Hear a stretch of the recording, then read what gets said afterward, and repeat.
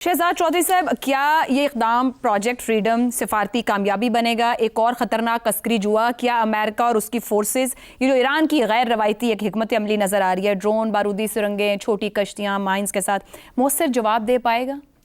دیکھیے، جو ہم نے ایسیمیٹرک کیپیبلٹی کی بات کرتے ہیں نا، اور اس کے بارے میں بہت بات ہو رہی ہے میرے خیال میں کہ ہمیں جس قسم کی جنگ ہوتی ہے اس کے اندر دیکھنا پڑتا ہے کہ کس قسم کا ہتھیار استعمال ہو سکتا ہے۔ تو جس قسم کی یہ جنگ تھی، اس کے اندر یہ ایسیمیٹرک پار کام کر گئی۔ اس ماحول کے اندر، اس جہاں پہ جو جغرافیہ تھا، اس جغرافیہ میں، اس ماحول میں یہ چیز کام کر گئی۔ کسی اور جنگ میں یہ چیز کام نہیں کرے گی۔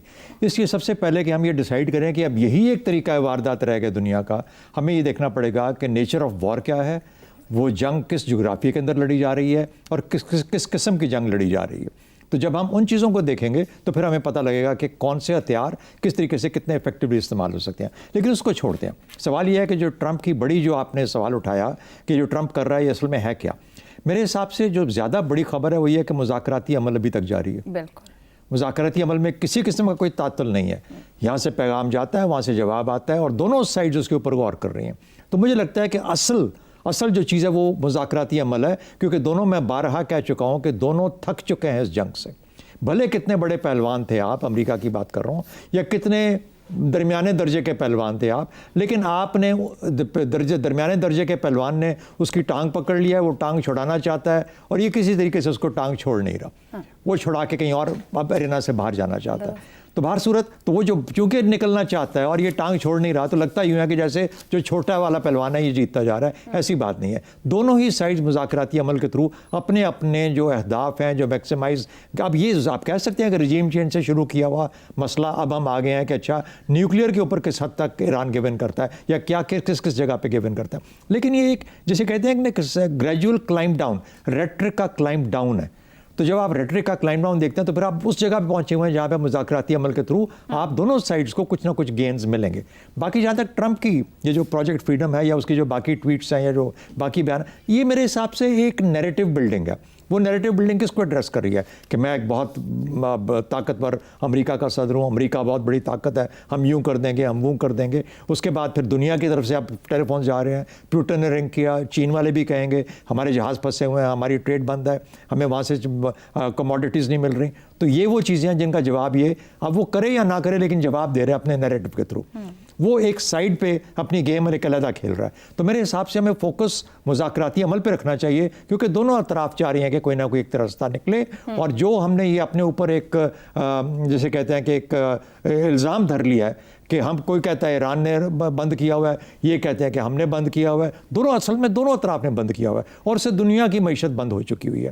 تو میرا خیال ہے کہ اس طرف اگر آپ زیادہ دھیان کریں گے۔ دوسری بات، دونوں کے پاس اس وقت اصل ٹکراؤ جو ہے وہ ٹائم لائنز کا ہے، کہ دونوں کی پرسیپشن دوسرے کی ٹائم لائن کے بارے میں کیا ہے، کہ یہ کس حد تک اس کو لے جائے گا، اور پھر اس کے حساب سے اپنا جو جسے کہتے ہیں پرچیز، جسے کہتے ہیں کہ میں کتنا اس سے حاصل کر سکتا ہوں، وہ پرچیز کو اوپر نیچے کرتا رہتا ہے۔ ٹائم لائن کی بات کر رہے ہیں، ٹرمپ نے چائنا بھی جانا ہے 10 دن بعد، ایگزیکٹلی، کیا اس سے پہلے وہ یہ نہیں چاہے گا کہ جا کے سب سے پہلا جو عمل ہو وہ شی اس کو یہ بولے کہ تم یہ سب سے پہلے یہ کھولو۔ وہ تو بات کرنا چاہ رہا ہے، اور یہ اس کو استعمال بھی کر سکتا ہے نا، کہے گا اچھا میں کھولوں گا لیکن تم مجھے یہ رعایتیں دو اپنی ٹریڈ کے اندر۔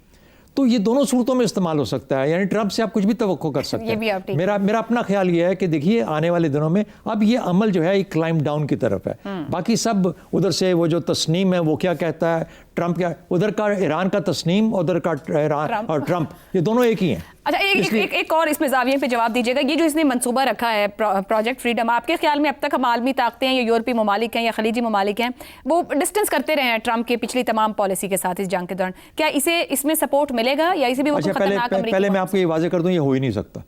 اس کی وجہ یہ ہے کہ جو آپ کی ہرمز کی جو اسٹریٹس ہیں نا، وہ آدھی تقریباً سوچا جا رہا ہے کہ مائنڈ ہے، اور صرف ایک راستہ کلیئر ہے جو کہ ایران کے پاس سے ہو کے گزرتا ہے، یعنی جو عمان والی سائڈ ہے وہ اس وقت مائن کی ہوئی ہے غالباً انہوں نے۔ اچھا، اس لیے وہ کہتے ہیں کہ پہلے ہم ان مائنز کو ہٹائیں گے، اور اس کے بعد پھر دونوں اطراف کا راستہ جانے کا بھی اور آنے کا بھی کھولیں گے۔ اس وقت ایک ہی راستہ ہے جو کہ ایران کی طرف سے ہو کے گزرتا ہے، جہاں جانا بھی ہے، جہاں سے آنا بھی ہے۔ ایک بات۔ دوسری بات، ان کے پاس اتنے نیول ایسیٹس جسے کہتے ہیں پرشین گلف کے اندر اتنے ہیں ہی نہیں کہ وہ کسی کو وہاں پہ اسکارٹ کر سکیں۔ یہ صرف ایک جسے کہتے ہیں فیل گڈ فیکٹر ہے फील गुड फैक्टर दे रहा है। मतलब ये ट्रम्प का ख्याल है बस, नहीं, ना ट्रम्प का बात। ख्याल नहीं, ट्रम्प को पता है वो क्या है, हकीकत क्या है, लेकिन वो कहानी ऐसी बिल्डअप करता है कि जैसे मार्केट्स को फ़ायदा हो, तेल की कीमतें कंट्रोल में रहें, मैं कोई उम्मीद दिलाता रहूँ, जब तक कि मुज़ाकराती अमल अपने अख्ताम को नहीं पहुँचता और उसको कुछ फ़ायदा हासिल नहीं होता। तो मुझे लगता है कि हमें फोकस उधर करना चाहिए, बाकी ट्रम्प और तस्नीम दोनों को छोड़ दें।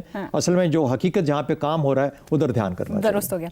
हसन निसार साहब, ये ट्रम्प जो मंसूबा लेकर आए हैं जिसके जरिए वो इंसानियत की और जो लोग फंसे हुए हैं उनकी मदद करना चाह रहे हैं, आपके ख्याल में अमेरिकी जहाज़ों की मौजूदगी जहां पर है, इससे तिजारती जहाज़ों को तहफ़्फ़ुज़ या सिक्योरिटी का एहसास मिलेगा?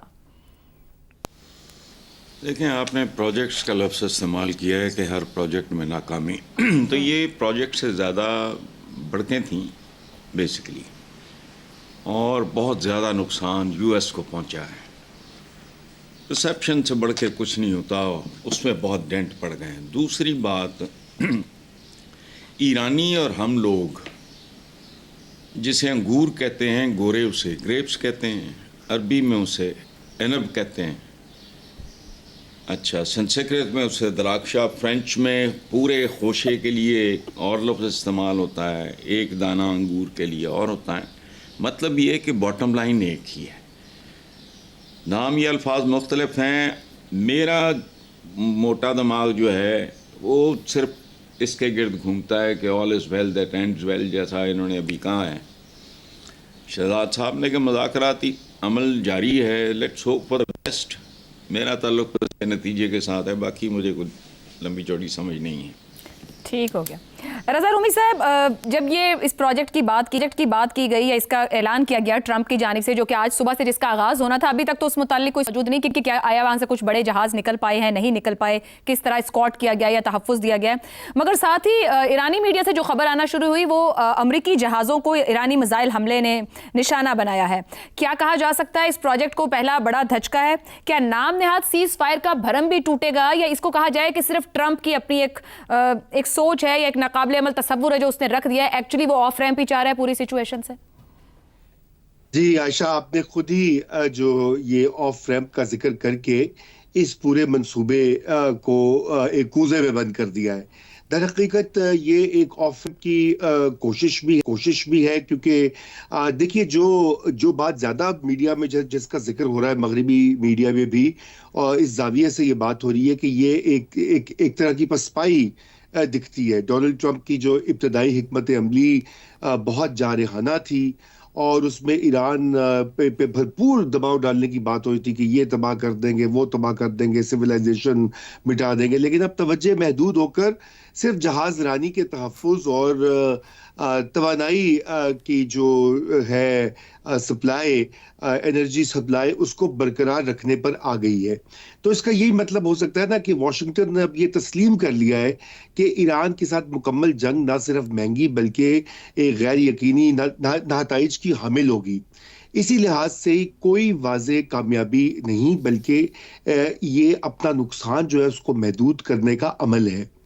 लेकिन जो आपने जो बात कही वो कुछ मैं ज़ाती तौर पे उसको समझता हूँ कि ये उम्मीद अफजा एक रास्ता भी बन सकता है कशीदगी कम करने का। स्ट्रेट ऑफ हॉर्मुज़ जो है दुनिया की तवानाई की सप्लाई की शहरग है, और अगर यहाँ जहाज़ों की आमद और रफ्त बहाल हो जाती है, चाहे फौजी निगरानी में क्यों ना हो, तो फौरी तौर पर आलमी मंडियों में इस्तेहकाम आ सकता है, तेल की कीमतें संभल सकती हैं, इंश्योरेंस का दबाव भी कम हो सकता है, और हुकूमतों को दुनिया को सांस लेने का मौका मिल सकता है। तारीख में ऐसा हुआ है कि महदूद सिक्योरिटी इंतजामात बाद में बड़े सिफारती हल की राह हमवार कर सकते हैं। असल मसला ये है कि ये सब कुछ एक तरफा नहीं हो सकता। ईरान के नुक्ता नज़र से अगर ये ऑपरेशन उसकी खुद मुख्तारी को नज़रअंदाज करके किया जा रहा है तो फिर रद्द-ए-अमल उसका आएगा। और अब सवाल ये पैदा होता है कि क्या ईरान जहाज़ों पर हमला करेगा? बराह रास्त अमरीकी बहरिया पर हमले का इम्कान तो कम है, क्योंकि इससे मुकम्मल फिर दोबारा से जंग जो है वो रीस्टार्ट हो सकती है। ईरान भी नहीं वो चाहता, और वो सभी के लिए नुकसानदेह होंगे उसके असरात। लेकिन इम्कान ज़्यादा ये कि वो महदूद और हिसाब शुदा टारगेटेड किस्म के इक़दामात करेगा ईरान तक जो जहाज़ों को। रज़ा रूमी साहब, ऐसे में यही सवाल बनता है जो आपने बात कही ना, महदूद और हिसाब शुदा। हमने जंग के दौरान भी देखा कि उसने नेबरिंग कंट्रीज में भी और जहां जहां हिट किया, टारगेट किया, उसने एक रिस्ट्रेंट के साथ मगर महदूद और टारगेटेड जरूर अटैक किए अपने दफा के लिए।